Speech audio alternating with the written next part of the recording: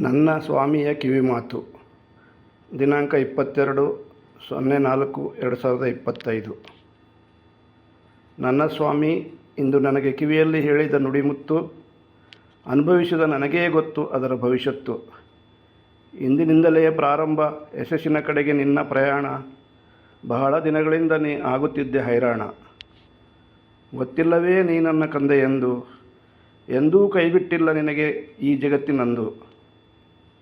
ಅದಕ್ಕೆ ಇಂದು ನಿನಗೆ ಶುಭ ದಿನ. ನಾನೇ ಸ್ವತಃ ತೋರಿಸುವೆ ನಿನಗೆ ಹೇಗೆ ಬದುಕಬೇಕೆಂದು ಪ್ರತಿದಿನ. ಸಾಯಿ ನೇತ್ರ ನನ್ನ ಕಣ್ಣು, ಸಾಯಿ ಸಂಕಲ್ಪವೇ ನಿನಗೆ ಹೊನ್ನು. ನೀನಾಗುವೆ ಅನೇಕರಿಗೆ ಬದುಕುವ ದಾರಿದೀಪ. ಯಾವಾಗಲೂ ಬರುವುದಿಲ್ಲ ನಿನಗೆ ಕೋಪತಾಪ. ಇಗೋ ತೆಗೆದುಕೋ ನನ್ನ ಆಶೀರ್ವಾದ, ನನ್ನ ಆಜ್ಞೆಯೇ ನಿನಗೆ ಪ್ರಸಾದ.